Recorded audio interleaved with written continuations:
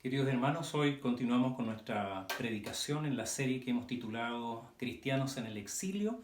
Vamos al capítulo 5 del libro de Daniel. Probablemente usted ya lo ha leído y vamos a volver a dar lectura completa a todo el capítulo, solamente a modo de preparación para esta lectura, que es un poco larga.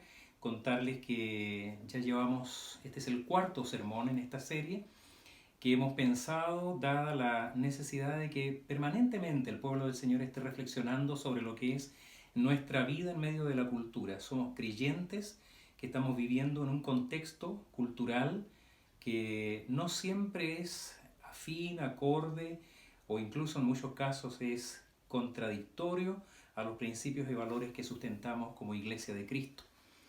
El libro de Daniel es la historia, o comienza con la historia de un joven que desde su adolescencia es llevado cautivo junto con algunos de los otros jóvenes del pueblo de Dios a vivir en una nación extraña como Babilonia, un pueblo pagano con principios y valores muy diferentes a los principios y valores con los que él había sido formado desde su niñez.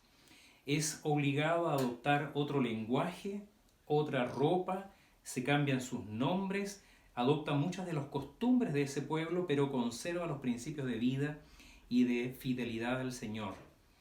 En muchos sentidos no es diferente al pueblo de Dios hoy, que vive con sus principios y valores como extranjeros, como exiliados en medio de una cultura que no solo no comparte dichos valores, sino que gradualmente ha ido incluso rechazándolos y discriminando a los cristianos por causa de su fe en Cristo. Hoy meditaremos en el capítulo 5, un relato centrado en la vida de uno de los reyes de Babilonia y la forma en que Dios trató con él. Les invito por tanto a abrir sus Biblias en el capítulo 5 de Daniel. Voy a leer todo el capítulo.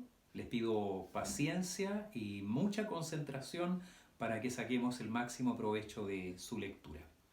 Daniel capítulo 5. El rey Belsasar hizo un gran banquete a 1000 de sus príncipes, y en presencia de los 1000 bebía vino. Belsasar, con el gusto del vino, mandó que trajesen los vasos de oro y de plata que Nabucodonosor su padre había traído del templo de Jerusalén, para que bebiesen en ellos el rey y sus grandes, sus mujeres y sus concubinas.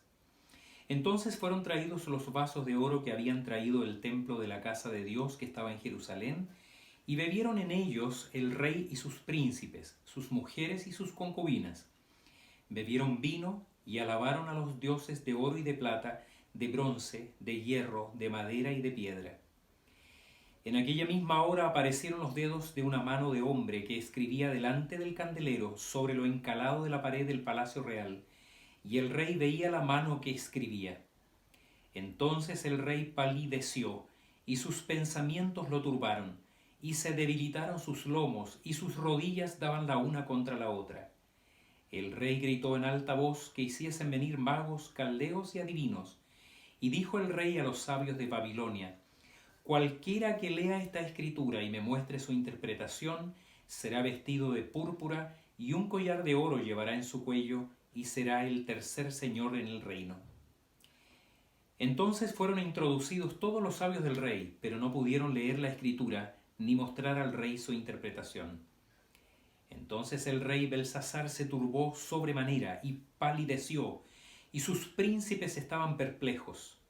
La reina, por las palabras del rey y de sus príncipes, entró a la sala del banquete y dijo: Rey, vive para siempre, no te turben tus pensamientos, ni palidezca tu rostro. En tu reino hay un hombre en el cual mora el espíritu de los dioses santos, y en los días de tu padre se halló en él luz e inteligencia y sabiduría, como sabiduría de los dioses, al que el rey Nabucodonosor tu padre, oh rey, constituyó jefe sobre todos los magos, astrólogos, caldeos y adivinos, por cuanto fue hallado en él mayor espíritu y ciencia y entendimiento para interpretar sueños y descifrar enigmas y resolver dudas. Esto es en Daniel, al cual el rey puso por nombre Belsasar. Llámese pues ahora a Daniel, y él te dará la interpretación. Entonces Daniel fue traído delante del rey, y dijo el rey a Daniel: ¿Eres tú aquel Daniel de los hijos de la cautividad de Judá que mi padre trajo de Judea? Yo he oído de ti que el Espíritu de los dioses santos está en ti, y que en ti se halló luz, entendimiento y mayor sabiduría. Y ahora fueron traídos delante de mí sabios y astrólogos para que leyesen esta escritura y me diesen su interpretación, pero no han podido mostrarme la interpretación del asunto. Yo pues he oído de ti que puedes dar interpretaciones y resolver dificultades. Si ahora puedes leer esta escritura y darme su interpretación, serás vestido de púrpura, y un collar de oro llevarás en tu cuello, y serás el tercer señor en el reino. Entonces Daniel respondió y dijo delante del rey: Tus dones sean para ti, y da tus recompensas a otro. Leeré la escritura al rey, y le daré la interpretación. El Altísimo Dios, oh Rey, dio a Nabucodonosor tu padre el reino y la grandeza, la gloria y la majestad. Y por la grandeza que le dio, todos los pueblos, naciones y lenguas temblaban y temían delante de él. A quien quería mataba, y a quien quería daba vida. Engrandecía a quien quería, y a quien quería humillaba. Mas cuando su corazón se ensoberbeció, y su espíritu se endureció en su orgullo, fue depuesto del trono de su reino y despojado de su gloria. Y fue echado de entre los hijos de los hombres, y su mente se hizo semejante a la de las bestias, y con los asnos monteses fue su morada. Hierba le hicieron comer como a buey, y su cuerpo fue mojado con el rocío del cielo, hasta que reconoció que el Altísimo Dios tiene dominio sobre el reino de los hombres, y que pone sobre él al que le place. Y tú, su hijo Belsasar, no has humillado tu corazón, sabiendo todo esto, sino que contra el Señor del cielo te has ensoberbecido, e hiciste traer delante de ti los vasos de su casa, y tú y tus grandes, tus mujeres y tus concubinas, bebisteis vino en ellos. Además de esto, diste alabanza a dioses de plata y oro, de bronce, de hierro, de madera y de piedra, que ni ven, ni oyen, ni saben, y al Dios en cuya mano está tu vida, y cuyos son todos tus caminos, nunca honraste. Entonces, de su presencia fue enviada la mano que trazó esta escritura, y la escritura que trazó es Mene, Mene, Tekel, Uparsin. Esta es la interpretación del asunto. Mene, contó Dios tu reino y le ha puesto fin. Tekel, pesado has sido en balanza y fuiste hallado falto. Peres, tu reino ha sido roto y dado a los medos y a los persas. Entonces mandó Belsasar vestir a Daniel de púrpura y poner en su cuello un collar de oro y proclamar que él era el tercer señor del reino. La misma noche fue muerto Belsasar, rey de los caldeos, y Darío de Media tomó el reino siendo de 62 años. Que el Señor bendiga en nosotros su preciosa palabra y nos conduzca a través de su exposición, edificando nuestras vidas, edificando la vida de la Iglesia. Como decíamos, hemos llamado a esta serie Cristianos en el Exilio, tomando como base el libro de Daniel, sus primeros 7 capítulos. Y esto por causa de los desafíos que plantea para el creyente de todos los tiempos practicar su fe y vivir su espiritualidad cristiana en medio de una cultura que en términos generales no considera, o incluso con distintas intensidades en la historia, es antagónica, es opuesta a la cosmovisión cristiana. La vida de Daniel es la de una persona que nace y es formada con los principios y valores del pueblo de Dios, llevada a vivir en una cultura pagana que no solo no reconoce a Dios, sino cuyos principios y valores le son extraños y hasta opuestos. Muy temprano, Daniel y sus amigos deberán trazar una línea imaginaria entre aquello que adoptarían de la cultura como tolerable y aquello en lo cual no transarían por ser incompatible con su fe. Como decíamos en el primer sermón de la serie, les dieron otro nombre, les pusieron otras ropas, les enseñaron su lengua, adoptaron ellos muchas de sus costumbres, pero no tendrían sus corazones. Ellos contra toda oposición se mantendrían fieles al Señor. ¿Es diferente esto a la situación del creyente en nuestros días? No, en realidad. Los creyentes en Jesucristo somos miembros del pueblo de Dios viviendo en el exilio. Somos extranjeros cuya ciudadanía está en los cielos, como dice Pablo a los Filipenses en el capítulo 3, versículo 20. Viviendo en este mundo sin pertenecer a este mundo, como dice el Señor en Juan 17, 14 al 16. Y Babilonia no solo es representativo de un imperio pagano del siglo VI, sino, como lo dice Apocalipsis, representa al mundo sin Dios, la estructura organizada que el mal ha conformado en lo político, en lo social, en lo económico, en lo cultural, en un mundo que no solo no teme a Dios, sino que en gran medida en el presente lo desafía, lo rechaza y lo combate, al menos eso intenta. Sobre esta Babilonia se cierne, y ya viene su ejecución, la advertencia que reveló a Juan el Señor por medio de un ángel diciendo: ha caído Babilonia, la gran ciudad, porque ha hecho beber a todas las naciones del vino de su furor, de su fornicación. Hasta entonces, hasta que eso ocurra, nosotros como el pueblo de Dios somos llamados a vivir en medio de esta cultura sin dejar de ser la voz de uno que clama en el desierto, sin dejar de ser luz y sal de la tierra.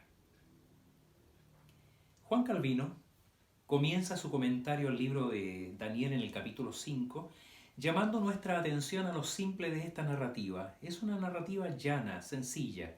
No es el lenguaje profético, el lenguaje apocalíptico que incluirá más adelante el libro, sino, como decimos, una directa narrativa de lo que ocurrió, simplemente de lo que pasó en eso que podríamos llamar el comienzo del fin, antes del término del cautiverio del pueblo de Israel en Babilonia. Se están comenzando a cumplir los 70 años que habían sido predichos por el profeta Jeremías que duraría el exilio. Llama tal vez nuestra atención quién es este rey Belsasar, no confundir con Beltsasar, que es el nombre caldeo de Daniel. En los primeros 4 capítulos, la historia gira en torno a Nabucodonosor II, quien reina unos 45 años. Luego, otras fuentes históricas autorizadas relatan que hubo al menos otros 3 reyes anteriores al actual, algunos con reinados muy breves, hasta que se toma el poder Nabónido, que es el yerno de Nabucodonosor, por tanto casado con una de las hijas de este rey, y este Nabónido, por irse a una campaña que ya se extiende por 10 años lejos del reino de Babilonia, en Arabia, nombra y deja en su lugar como corregente a su hijo Belsasar. Así que si su padre regresara, Belsasar tiene que salir del trono y dejarle lugar al rey que es su padre Nabónido. Solo hay presunciones respecto de por qué Nabónido demora tanto tiempo allá en Arabia. Por eso es que además Belsasar, cuando ofrece esta recompensa, él dice será el tercero del reino, porque él es el segundo en la línea de autoridad después del rey. Lo otro que debemos informarnos respecto del contexto de esta historia es que en ese momento, cuando ocurre esta situación, esta fiesta y todo su desenlace, la ciudad de Babilonia está bajo asedio de un ejército poderoso enviado por Ciro para conquistarla. Y ellos han estado probablemente intentando tomar la ciudad. Solo esperan un momento de debilidad para poder conquistarla y dominarla. Uno puede hacerse algunas preguntas, elaborar algunas teorías de qué es lo que pasa por la cabeza de este príncipe. ¿Estará él pensando, el rey es mi padre? Si algo pasa, va a ser culpa de él porque él debería estar acá y ha descuidado sus deberes. O tal vez tiene un exceso de confianza, sabiendo que la ciudad probablemente sea imposible de tomar, al menos eso él cree.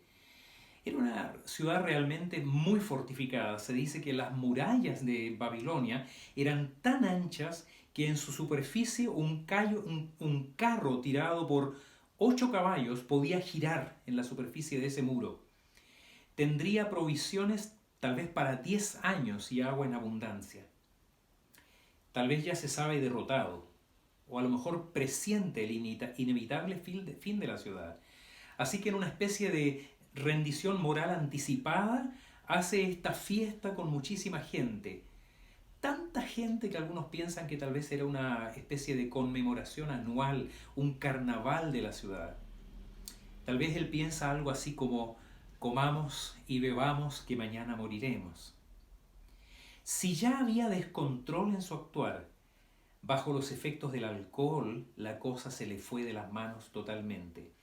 Ni la comida, ni el baile, ni el sexo desenfrenado, al parecer, bastaban para que ellos rieran y disfrutaran como necios. Había que reírse también de lo más sagrado. Había que ser irreverentes. El propósito de este capítulo 5 de Daniel es doble. Por un lado, instruirnos acerca del temor de Dios, y por otro lado, edificar nuestra fe, nuestra confianza en la providencia y en la misericordia del Señor, que tiene el control sobre los tiempos y sobre la historia de la humanidad. No es Daniel, a mi entender, el protagonista de esta historia. Pienso humildemente que el Espíritu Santo quiere que nos identifiquemos más bien no con el héroe del libro de Daniel, sino con ese inconsciente que osó desafiar a Dios, no para condenarnos con Él, sino todo lo contrario, para que podamos elevar nuestra mirada a Cristo, cuyas manos ya no apuntan nuestra sentencia en el muro del tribunal, sino que fueron clavadas en la cruz para darnos salvación y una perfecta justicia sustitutiva.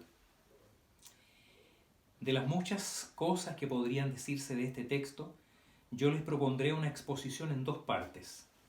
Para fines didácticos la he dividido en, primero, una descripción del carácter de Belsasar y cómo su vida es un reflejo de nuestra cultura, para terminar con la esperanza del creyente por causa de la soberanía de Dios y de su plan de redención. Veamos primeramente el carácter de Belsasar y cómo ellos son un retrato de nuestra cultura, Belsasar y su pueblo.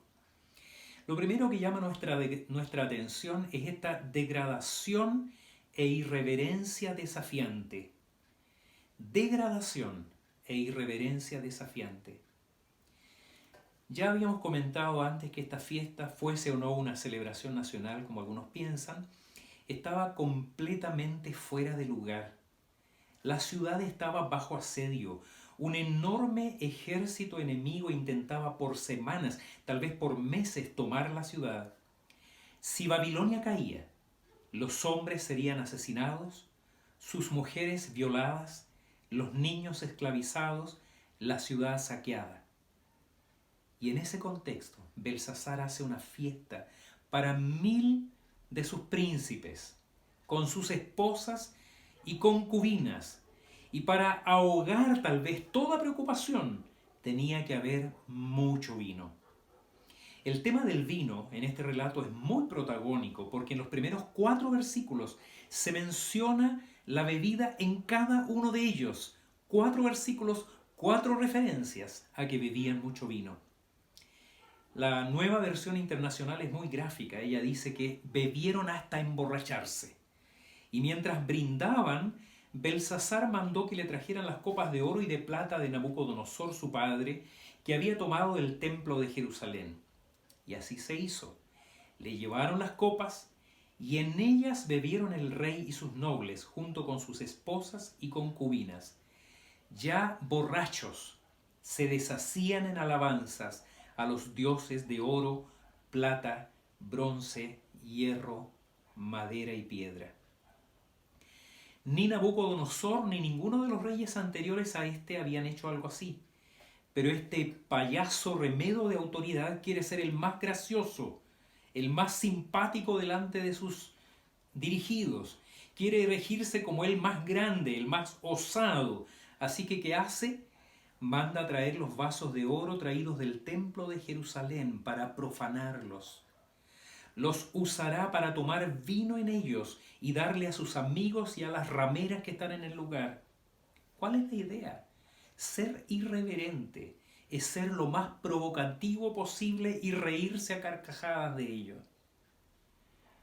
Justo en estos días mi esposa me mostró una noticia que ella leía de un proyecto en que se invitaba a reproducir pinturas famosas eh, personificadas, es decir, que personas se caracterizaran y se fotografiaran en una pose semejante a la de las pinturas famosas. Y llamó la atención nuestra una persona, una mujer vestida como la Virgen María, cuyo niño Jesús había sido reemplazado por un perro. Por un perro. Esto no es nuevo y se ha hecho muy común en algunas manifestaciones de características feministas y pro aborto. Mujeres caracterizadas como María aparecen bañadas en sangre abortando lo que parecen ellos querer decir es Jesús. Y esto tampoco es nuevo en la historia, leyendo sobre la Revolución Francesa, cuando se controló la rebelión de la ciudad de Lyon para humillarlos a los habitantes de esa que sería la segunda capital en importancia de Francia. Se saquearon los templos y, entre otras cosas, se organizó una especie de misa negra con una procesión en la que un burro había sido colocado un tocado cardenalicio en su cabeza y arrastraba desde su cola un crucifijo y una Biblia, mientras la gente alrededor reía a carcajadas. Llegando a cierto lugar, dieron a beber agua al burro en el cáliz de esa iglesia, mientras en una hoguera se quemaban crucifijos, ropas religiosas y la Biblia que arrastraba el burro.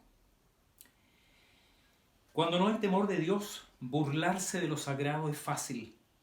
Borracho como estaban Belsasar y sus príncipes, y ya no encontrando suficientes motivos para reírse como necios, traen los elementos de oro del templo de Salomón para seguir riendo, mientras brindaban en honor de esos dioses falsos de Babilonia.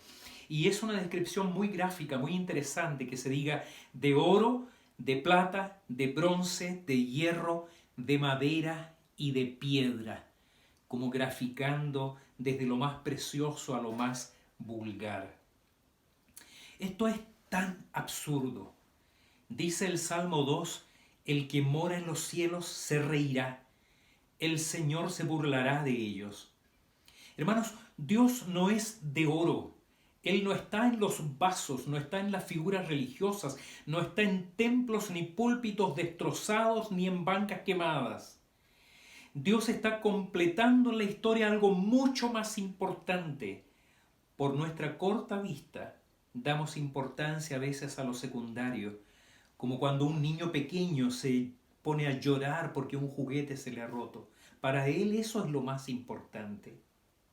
Juan Calvino dice que el relato de Daniel en este punto es menos importante que el mega relato de la liberación del pueblo de Dios del cautiverio babilónico.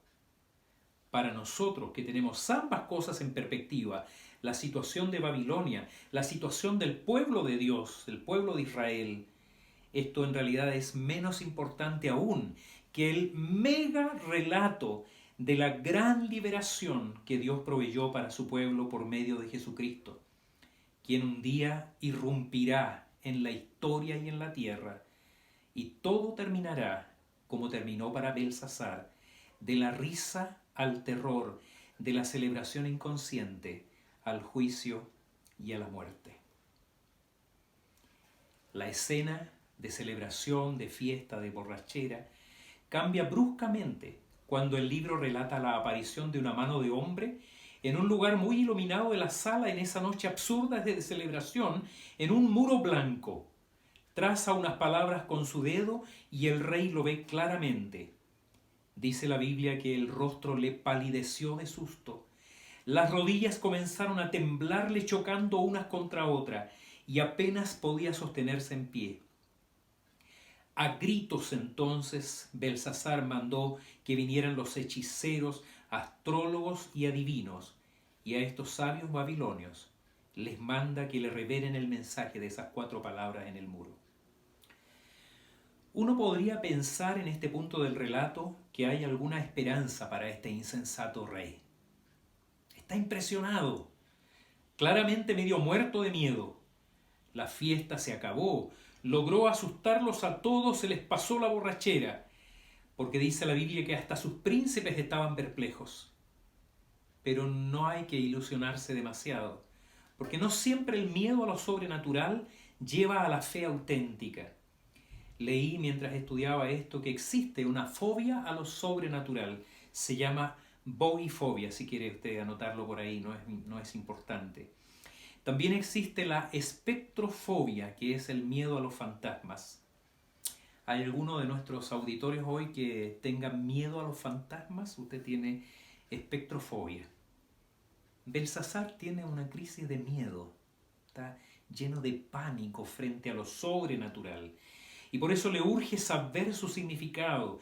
Llama a gritos a sus adivinos, a los agoreros, a los magos del reino, que una vez más son incapaces de resolver su enigma, a pesar de ser funcionarios pagados con el erario del gobierno.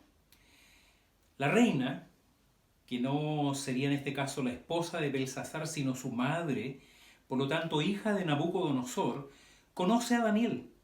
Sabía de su intervención en las situaciones que describen los primeros capítulos y entonces recomienda a su hijo consultarle. Así que él se recompone momentáneamente y asume con cierta seguridad nuevamente su autoridad y lo manda a traer y lo interroga. Hay cierta altanería en sus palabras. Si después lo leen con cuidado se darán cuenta de esto. Él debía saber de él, debería haber sabido quién era Daniel. Era nada menos que el jefe de los sabios. Pero le dice, ¿así que tú eres Daniel? Me han dicho que puedes dar interpretaciones y resolver problemas. Si puedes, fíjese en esas palabras, si puedes, te recompensaré con regalos y un rango político envidiable en el reino, el tercero en autoridad. Daniel interviene. Pensemos en esto, él ya es un hombre anciano, posiblemente de unos 90 años, y ya no está para diplomacias, y menos con un insensato como Belsasar. A diferencia de sus explicaciones a Nabucodonosor, a quien trata con respeto, a Belsasar lo trata duramente. Primero le dice, guárdate tus regalos y dale tus privilegios a otros, no me interesan. Enseguida le describe los cargos por los que está siendo sometido a juicio, porque eso es lo que vemos acá. Es un proceso judicial. Dios está juzgando a Belsasar y a su reino. Y relatando la historia de su abuelo, el rey Nabucodonosor, de lo que él debió haber estado enterado. Comienza con el más grave, el más serio de los agravantes, en el versículo 22. Tú, su hijo, no has humillado tu corazón sabiendo todo esto. Importante advertencia para nosotros, creyentes en Jesucristo. El conocimiento nos hace más responsables. La Biblia dice, hermanos míos, no pretendan muchos de ustedes ser maestros, pues, como saben, seremos juzgados con más severidad. Santiago 3:1. Y el mismo libro, Santiago 4:17, dice, y al que sabe hacer lo bueno y no lo hace, le es pecado. El Señor Jesucristo, hablando con las autoridades judías, les dijo, si fueran ciegos, no tendrían pecado, pero ahora porque dicen, vemos, vuestro pecado permanece.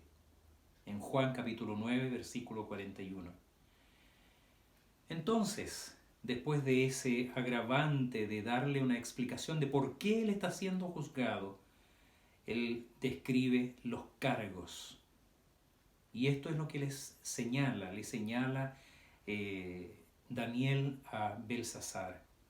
Soberbia, profanación de lo sagrado, idolatría. Qué grave es, querida iglesia, la soberbia. ¿Cuántas veces nosotros pecamos de ser soberbios? ¿Cuánto el mundo entero peca de soberbia, de creerse suficientes, de decir no gracias Dios, como si no lo necesitáramos? De volverle las espaldas a Dios y creer que somos capaces, de que todo lo que tenemos es nuestro, de que es nuestra propia capacidad la que nos ha dado lo que tenemos. Es peligrosa la soberbia. Profanación de lo sagrado. Cuidado, hermanos, con seguir al mundo en sus bromas, en sus risas. Si el mundo se ríe de lo sagrado, si se ha hecho popular los memes, las historias, los chistes sobre lo sagrado, si usted le ha llegado a su correo, a su WhatsApp, un meme donde se ríen de Jesucristo o el nombre de Dios es profanado, cuidado con nuestra risa o con copiar y enviarlo a los conocidos. Nos estamos haciendo parte de algo que es grave y que es tan común hoy día, especialmente en los enemigos de Cristo y de la Iglesia. Idolatría. Ese es uno de los pecados más sutiles que se desliza en la vida de los creyentes. No diremos nada respecto del mundo, que sigue a toda clase de ídolos. Pero ¿qué de nosotros y nuestra propia idolatría? Todo aquello que tú pones en lugar de Dios como más importante que Él, todo aquello por lo que postergas tus deberes como hijo del Señor, es idolatría. ¿A qué le estás dando más importancia? ¿A qué le estás dedicando el mayor tiempo, tus energías, todos tus esfuerzos, todos tus desvelos? ¿En qué están tus sueños? ¿Qué es lo que es relevante para ti? ¿Qué es lo que te da gozo, alegría? ¿Qué produce satisfacción? Cuidado que sea algo que estás poniendo en lugar de Dios. Y todo eso agravado por la pérdida de control en la que ha caído a causa de la borrachera. Lo que Pablo resume en la palabra disolución. No os embriaguéis con vino, en lo cual hay disolución, antes bien sean llenos del Espíritu. La NBI traduce la palabra que Reina Valera usa, disolución, por desenfreno, pérdida del control. Que nuestra vida esté bajo el control del Espíritu y de nada más. Ahora, recién en este punto, Daniel apunta al grafiti del muro y le dice: esta palabra que fue escrita no es palabra humana, es palabra de Dios. Y como palabra de Dios debe ser interpretada con seriedad. Los sabios del reino no fueron capaces de leerla, aunque aparentemente leían perfectamente lo que estaba ahí escrito porque eran palabras arameas. Mene, mene, que la palabra mená viene de contar, numerar. Es como si estuviese diciendo: ha sido contado, hasta aquí ha llegado, hasta aquí es todo tu tiempo. Este es tu tiempo, este es todo tu tiempo.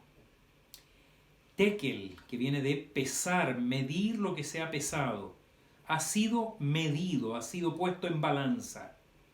Y parsin o peres, que significa dividir, y ahí además hay un juego de palabras con la palabra persas, significa tu reino se terminó.